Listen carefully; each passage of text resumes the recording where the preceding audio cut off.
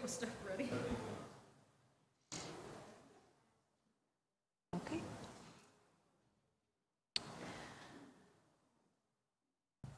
Welcome, everyone, to the 2018 operating budget hearing for 3 committees that I chair: Administration, Environment, and Education. I would like to thank my colleague, Councilmember Michael Stinziano, for being here with us today. And I'd like to thank members of the administration who worked hard on putting together their portions of the executive budget and who took time from their days today to be here and help brief both council and the public on the important points of each of their budgets. So we are going to start with our administration committee, and we'd like to hear briefings from the Director of Human Resources and the Executive Director of Civil Service Commission. We'll entertain some questions from Councilmember Stinziano and myself, and of course leave time for anything additional that you'd like to add. So we'll start with Nicole Brandon, Director of the Department of Human Resources. Thank you. Good evening, Chairwoman Brown and members of council. Thank you for the opportunity to present the Department of Human Resources 2018 budget. The Department of Human Resources has 2 budgets supporting staff, services, and supplies: the General Fund budget and the Employee Benefits Administration Fund. The General Fund budget within the Human Resources Administration includes funding for department administration, citywide training and development, compensation, employee resources, the Equal Employment Opportunity Office, and labor relations. Several of these programs, administration and labor relations, are partially funded in the Employee Benefits Fund as well. For 2018, our General Fund budget is $2.9 million, which reflects a 2.2% increase over 2017. The budget supports 1 part-time and 13.5 full-time employees. Our contract supported by, or one of the contracts supported by the General Fund includes the Mount Carmel Occupational Safety and Health contract in the amount of $1.4 million for services that include fitness assessments and testing for both police and fire uniformed personnel. The General Fund supply budget for the Occupational Safety and Health Clinic is $25,000, which mirrors the 2017 budget. This allows our office to purchase protective clothing, hats, boots, safety glasses, also respirators, first aid kits, bloodborne pathogen fluid cleanup kits, and hearing protectors. The 2018 budget for the Employee Benefits Administration Fund is $4,896,780. Within the Department of Human Resources, the Employee Benefits Fund budget supports benefits administration, labor relations, and occupational safety and health. The Employee Benefits Administration Fund supports 4 part-time and 27 full-time employees. This fund also supports a $360,000 contract with Mount Carmel to provide services through our Occupational Safety and Health Clinic. The clinic is currently located at Columbus Public Health and provides various services to all city employees. Over 12,000 services were provided, including over 500 vaccinations and 1,057 respiratory clearances. Other services include OSHA-mandated medical surveillance, audiograms, asbestos surveillance, bloodborne pathogen vaccinations, post-exposure surveillance, hazardous waste operations and emergency response exams, lead surveillance, and workers' compensation appointments and case reviews.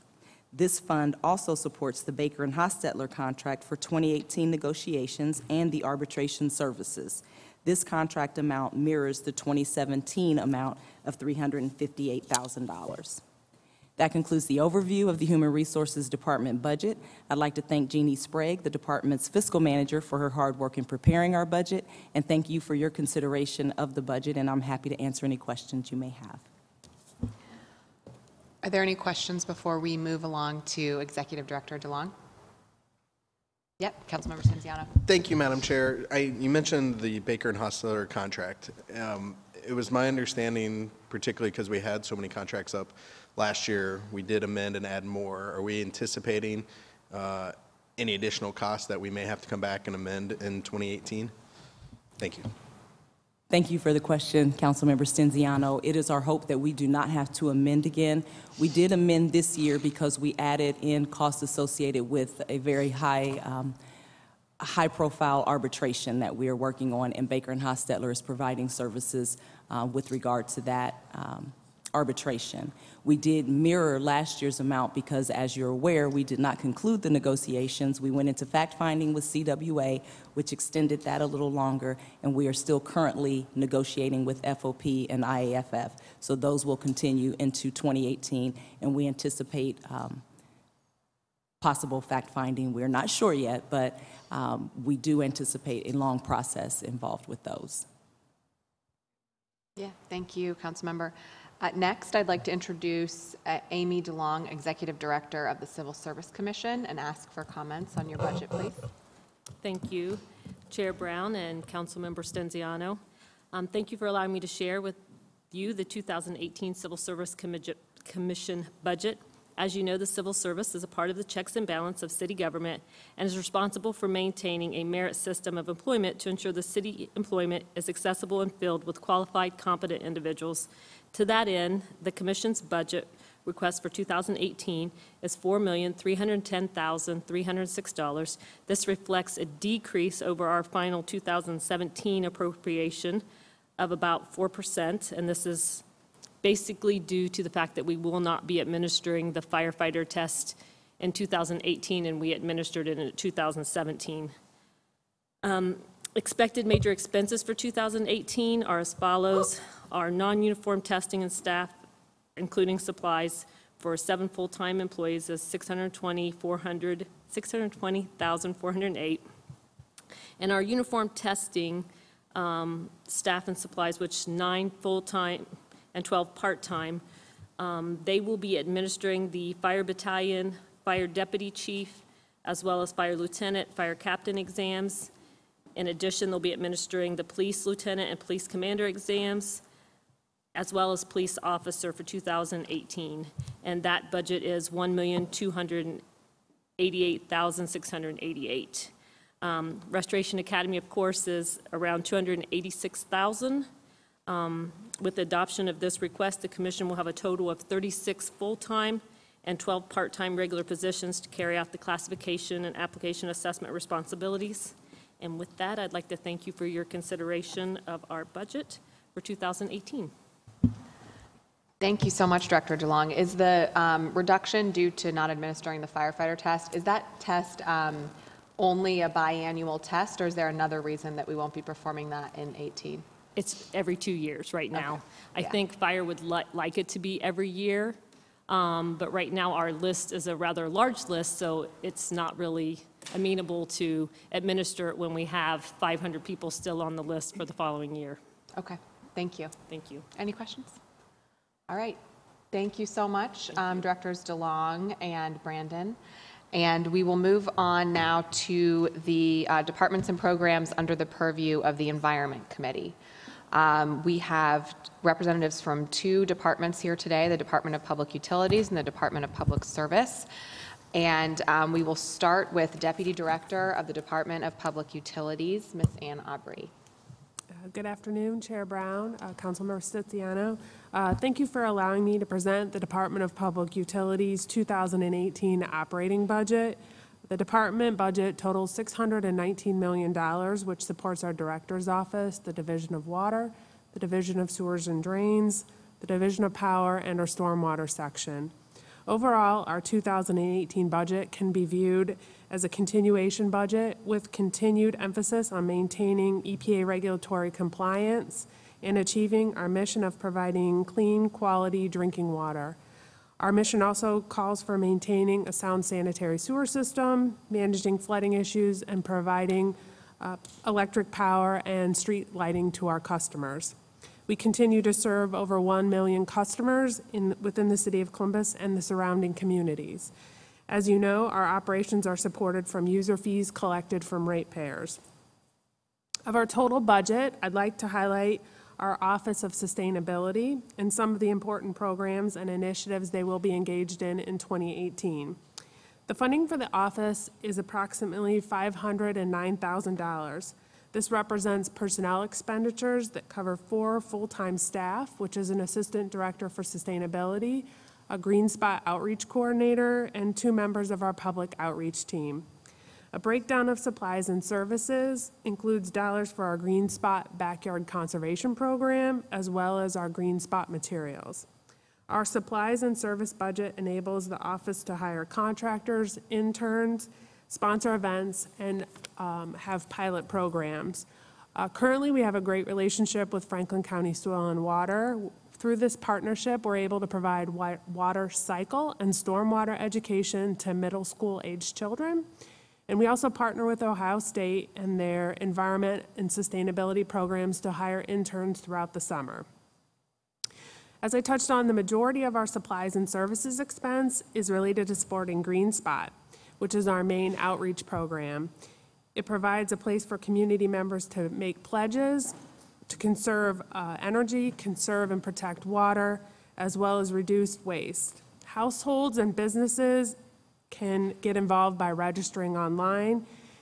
Currently, there are 17,000 members to date, and we would like to increase this to 20,000 by 2020. We're also going to be upgrading our Get Green component of the program, which will become a clearinghouse for the public to view the city's green programs and track its progress. Green Spot also offers corporate sustainability initiatives that recognizes businesses. And in 2018, we will be celebrating the 10th year of our successful Green Spot award ceremonies. Councilmember Brown and other members of council, I thank you for the opportunity to present this budget and be happy to answer any questions. Thank you so much, Deputy Director Aubrey, for the overview of the sustainability programs that function inside of the Department of Public Utilities.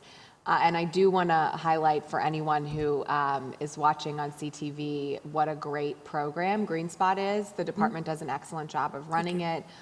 Dave Celebrezzi, who coordinates the program, does a great job of making it accessible. And it really is a way for residents. You know, when you think about sustainability efforts, there are really big things that that large corporations, that sort of the power of public policy can accomplish. And then there are ways that each of us can take responsibility for, you know, can take care of our own backyard first, right? Can take responsibility for how we have a green footprint or don't. And Green Spot is, I think, really a national model for how to do that. So thank you for that ongoing work by the department and to Mr. Celebrezzi in particular. Is there any questions, council member? I know you know the utilities budget well. Next, I would like to introduce the Assistant Director of the Department of Public Service, Mr. Stephen Wenzel. Thank you, Chair Brown, Councilmember Stenziano. Thank you for this opportunity to present the highlights of the proposed 2018 operating budget for the Department of Public Service with a more detailed presentation of the Division of Refuse Collection. The Department of Public Service is comprised of the Director's Office and 4 divisions: Refuse Collection, Infrastructure Management, Traffic Management, and Design and Construction. In 2018, we have a proposed funding level of $117.2 million for the Department of Public Service, which represents a 5.7% increase over the 2017 revised operating budget. This will fund 789 full and part-time personnel that provide some of the most basic city services, including refuse collection, which contains residential, bulk, and recycling, maintaining and improving our roadways, fixing potholes and plowing snow, installation and maintenance of traffic signals, signage, and pavement markings to promote the safety of our citizens, publicly managed parking, and making Columbus a safer city for pedestrians and bicyclists. As I mentioned, refuse collection is one of 4 divisions within the Department of Public Service. In 2018, for the Division of Refuse Collection, we have proposed funding of $37.6 million, of which 91% is funded from the general fund and 9% from the street fund. This represents 32% of the department's total funding for 2018. It also represents only a 4.2% increase over the 2017 revised budget. This proposed funding will support 226 full-time personnel that provide trash collection services to more than 334 households every week, 52 weeks a year. Of the $37.6 million in proposed funding, $18.2 million, or 48%, or almost half, is allocated to personnel expenses. $168,000 is for materials and supplies. $19.1 million is related to services, of which the two major components of that is $8.7 for recycling and $9.8 is related to fleet maintenance services. $71,500 is for claims and refunds, and $10,000 is for equipment. The Division of Refuse Collection provides residential refuse and bulk collection services, litter container collection for public rights-of-way, administers the citywide residential yard waste and recycling services contract, and organizes cleanup for major downtown special events such as Red, White, and Boom, Jazz and Rib Fest, and the Arts Festival. Some items to highlight in refuse in 2018 include the division is assuming a 4.5% vacancy credit. Due to efficiencies realized in the division, we're proposing to currently not fill 4 full-time positions. And to better track some expenditures, we've created some new programs for container management, Keep Columbus Beautiful, and solid waste inspections. As a part of this budget proposal, we will continue the city's residential recycling program to more than 201,000 households in multifamily complexes. This has been a successful recycling program. Since the program's start in June of 2012 through November of this year, residents have recycled more than 172,000 tons of materials, saving the city over $9.4 million in tipping fees at the county landfill. The division is also home of the city's Keep Columbus Beautiful program, or KCB. Every year, KCB staff of 3 full-time people work with thousands of volunteers from neighborhoods, businesses, schools, churches, and other community organizations to clean litter from Columbus streets. In 2016-17, the KCB team partnered with 487 volunteer groups for litter abatement and beautification. In total, 11,167 volunteers contributed over 29,000 hours to pick up almost 342,000 pounds of litter from public right-of-way and help to enhance areas with trees, flowers, and the removal of weeds and brush.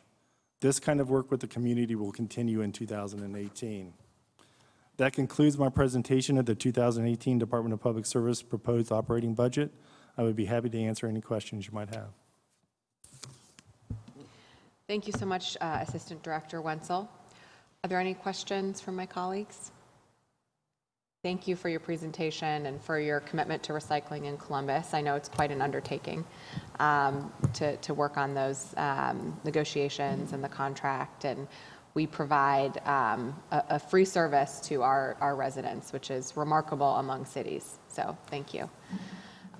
Next, we will move along to the Education Committee, the Education Department, to present their proposed 2018 operating budget. And we have Director Rhonda Johnson here. Director Johnson, the floor is yours. Thank you, Chair Brown, Councilmember Stenziano. Thank you for the opportunity to present to you the proposed 2018 budget for the Department of Education. Our mission is to promote, encourage public engagement in education issues, recommend policies, procedures, and legislation relative to public education, and to implement the recommendations of the Columbus Education Commission. We thank you for giving us both the tools and the support we need to accomplish the mission.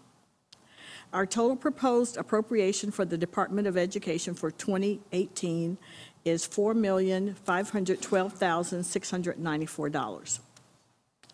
The majority of this funding, $3,548,494, is for the Early Start Columbus Initiative, our pre-K expansion program that provides direct support to high-quality providers to educate our youngest residents. As you know, Mayor Ginther's vision for America's Opportunity City is that every 4-year-old in Columbus has access to a high-quality pre-kindergarten education.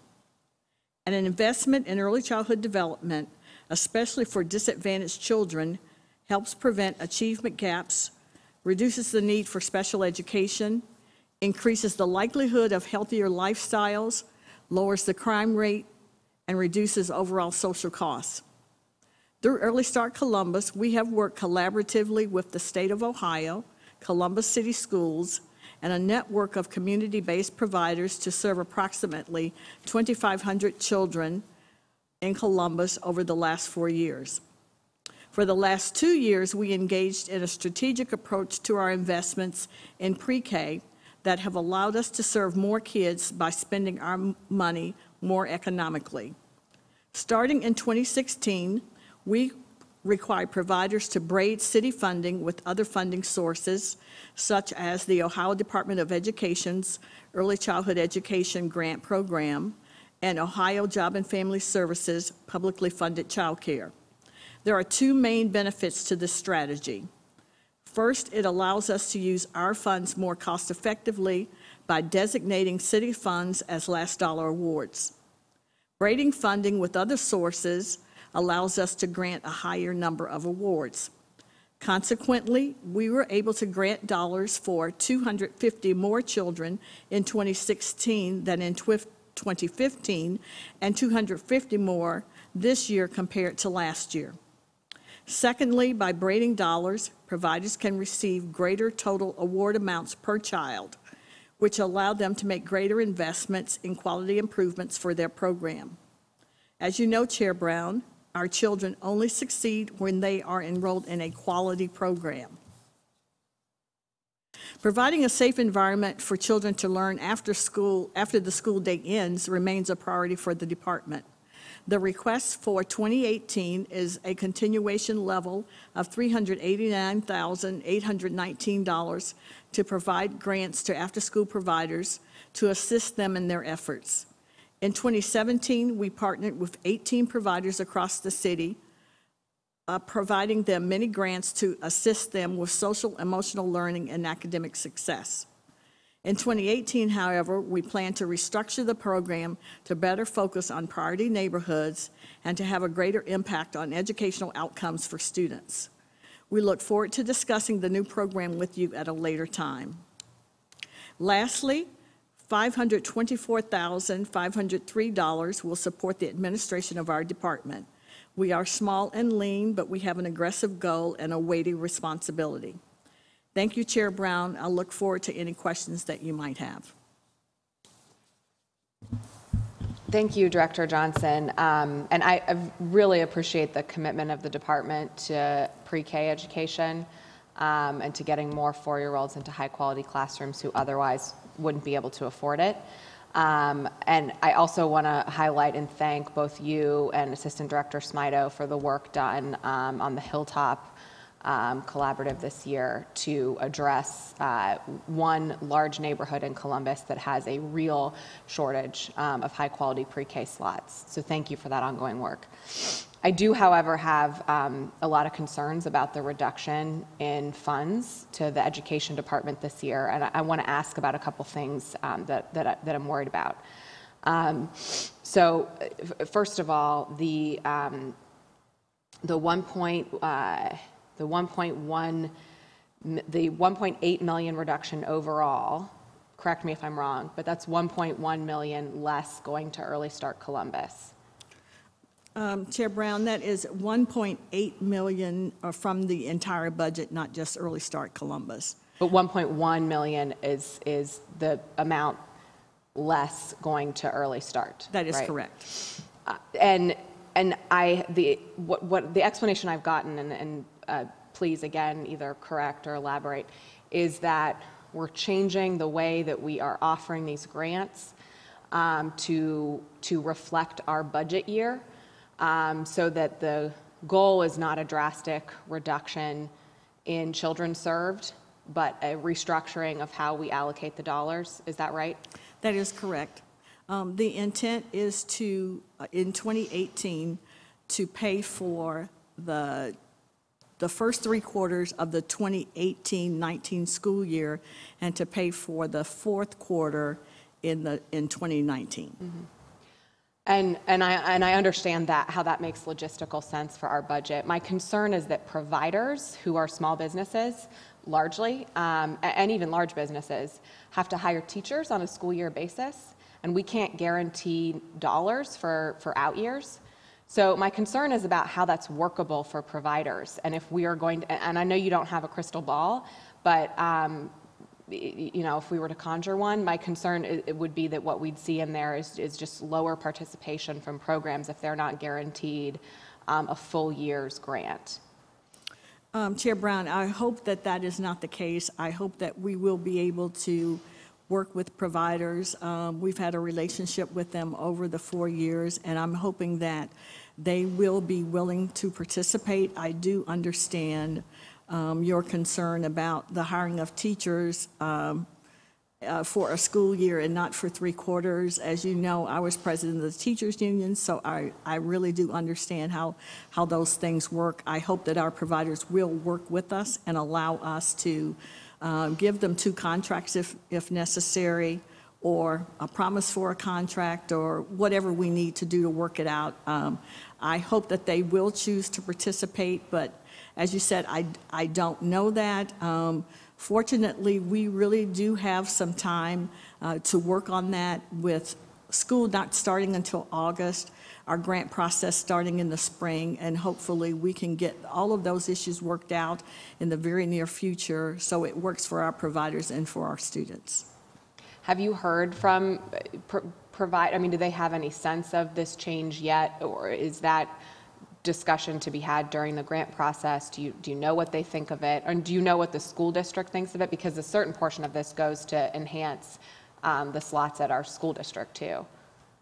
Chair Brown, I have not had any conversations with providers, not with the school district either, because until I know from the city attorney's office and the finance department how this is going to work, I don't want to mention to providers. I'm sure after this hearing, they will be well aware of the changes. I'm not sure that they know right now what those changes are. So we're going to, at the first of the year, meet with finance and city attorney to see what we can do in developing those contracts. Okay. Council member, anything? What? Okay, I figured. Then this is the last thing in the budget reduction. I know that we had a $700,000 annual commitment to Future Ready. Can you explain to me the services that a portion of that, from my recollection of last year, is that some of it goes to evaluating the progress that the slots we fund actually make, the children we fund in slots, the progress that they actually make over the course of a year, so we can measure our own success? That is correct, Chair Brown. We had a third party to administer assessments to our children to see their progress. We do both pre and post tests in early literacy and early math skills. And then we also take a look at how our kids do in transitioning to kindergarten. And we also, for the first year this year, we will see how our third graders will do on that test. So the cost of administering those assessments, and also that also included coaching for teachers. So, you know, it's one thing to have a pre and post test, it's another to have a pre-test to see where your students are and then make the necessary interventions that you need to make sure they're successful when they leave their classrooms and at the end of the school year. So it provided for, that program's called Ready for Success, and that was approximately $216,000. And then the other piece that is not in was $191,000 that went to our data platform. That is actually the platform that we use to collect all the data about how our children are doing and being able to track them from pre-kindergarten to kindergarten to third grade to high school graduation at some point. We also are able to track the dosage. Does it make a difference when children are in school 90% of the time as opposed to 50% of the time? What is the dosage? And so we collect the attendance data. We also use that platform to actually to track our payments, to make sure we're paying for children who are residents of the Columbus City School District. So we use that data platform. So that was $191,000 that Future Ready provided. So there are no dollars in from the general fund for those two things. Is there another way to make up for those then, or are those just no longer incorporated into our? They're just not gone? incorporated into our budget. We have been having some conversations with the mayor's office about what we can do to find some dollars to do those activities, but that's yet to be determined. Okay. I know I said that was my last question, but That's I thought okay. of one more. One thing that I've been really encouraged to see the department doing this year is the partnership with JFS to help providers get onto the star rating system, given the state deadline for providers to all be at least 3-star qualified if they're going to be eligible at all for PFCC funds. And the one that I had the distinct pleasure of attending was incredibly well attended, and a really great, I think, representative sample of providers from all over our city who are looking at a way to, help themselves perform better and get credit for the performance, frankly, that they may already be doing in many cases. Is there a funding allocation for that we need to consider, or is that kind of a train that's out of the station that we've helped JFS understand how to move? Chair Brown, you are correct. There is no funding for that type of event. However, because we were the leader and we developed that First Star Seminar event, it is being taken statewide. Jeff Van Duzen, who is a director in Ohio Job and Family Services, actually called his supervisor that day and said, we need to take this statewide. And so Job and Family Services will be working with other providers for that, to do that service. There's one actually going to be in January. Action for Children got a contract from Job and Family Services to hold a 1-star seminar, the First Star Seminar that we did in last May. So while we're not actually conducting any events this year, because of the work that we did, other folks are taking that on. And we're really pleased that they're using this. I just should have put a copyright on what we were doing. Okay, thank you. Yes, and I'm really glad to hear that JFS worked with us. It gave them the bright idea to do it across the state, and that it'll still be available to our providers here. Well, I would like for the department to please stay in close touch with Councilmember Stinziano and myself, and I know many others who have concerns for the Early Start program here. We should not see a reduction in a single slot for next year. That's going the wrong direction. For our city. We already don't have enough 4-year-olds and 3-year-olds in quality early childhood education, and we don't want to see that number go down by a single slot. So I hope that we can work closely together to frankly make any changes if we need to make sure that doesn't happen, and if not, to make sure this is well executed so that it doesn't happen. Thank you, Director Johnson, and to your entire team for the hard work over this past year and many years prior to get Early Start to the place that it is, which I think is an excellently run program. Anything else, Councilmember?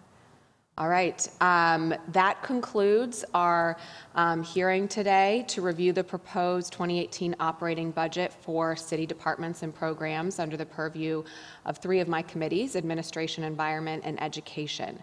I would like to thank members of the administration for their hard work in putting together their proposed budgets. I'd like to thank members of council staff, Andrew Dyer, Matt Erickson, and Mike Kassler, for their efforts in putting on this hearing and continuing to brief council. I'd like to thank the Finance Department and the administration for the same. And I'd especially like to thank my staff members, my legislative aide, Kelsey Ellingson, and my legislative assistant, James Carmine, for their ongoing hard work in this hearing and in the work of our committees throughout the year. Thanks so much.